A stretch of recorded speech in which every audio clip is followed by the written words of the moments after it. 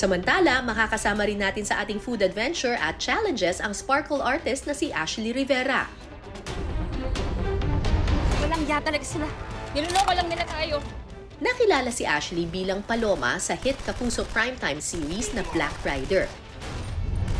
Ashley, anong meron dyan? Eto na nga mga kapuso, andito tayo sa Alfonso, Cavite kung saan pinopromote ang agritourism.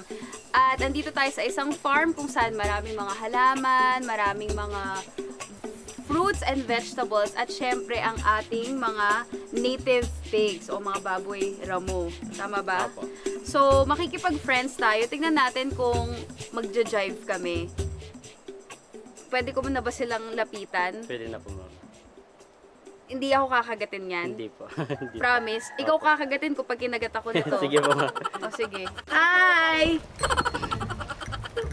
Hi! Friends!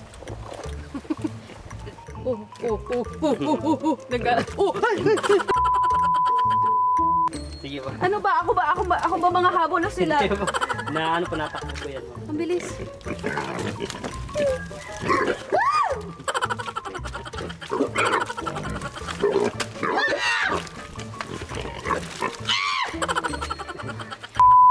Taki ata to ah.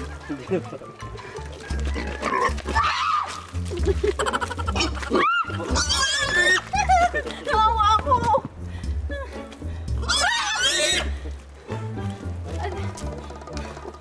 Friends na kami. Mamaya lechon ka na.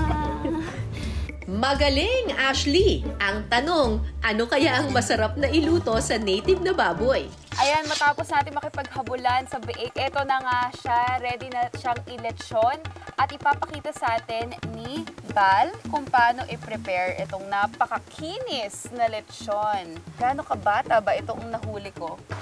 Ito po, ma'am, nasa 6 months pa lang po siya. Ang pagkain po nila is mga organic.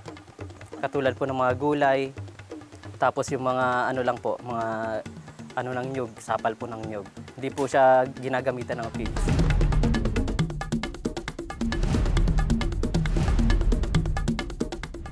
Powder. Ayan, Then, matapos natin mahalo. tapos po, ma'am, saka po natin siya ilalagay sa loob, ma'am. Kakalat po natin sa loob. Okay. Apo. Ay! Sige po, okay lang po. Ito pala yung feeling, parang ako nag-ano. Parang nagdadaysip na hindi ko maintindihan.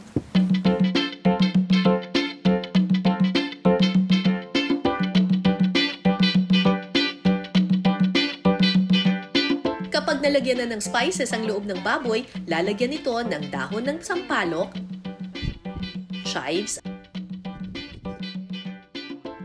at tanglad.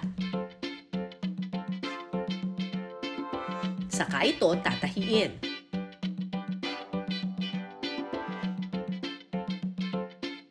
Natapos na po nating tahiin, kaya ngayon papahira na natin ng mahiwagang condensed milk.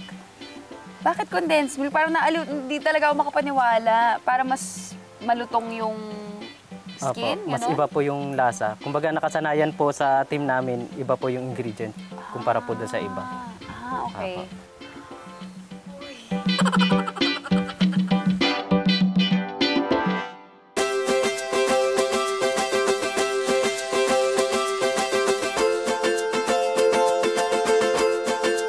Pagkatapos ng 3 oras, luto na ang lechon. Ashley, tikman na yan.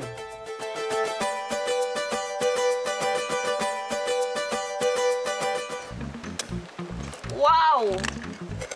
Uy, grabe, ang juicy! Ang sarap naman nun. Pak! Oh. Gusto ko yung ulo kagad yung na-chop-chop.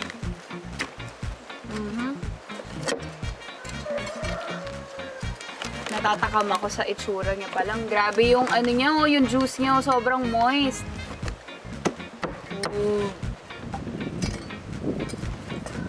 Wow. Pwede ko bang matry yung ano, yung balat lang, kahit maliit lang. Ito na ang mahiwagang balat. Ang harap na. Nalalasahan ko yung manamis-namis. Tamang-tama yung timpla. Ang galing. Ang sarap.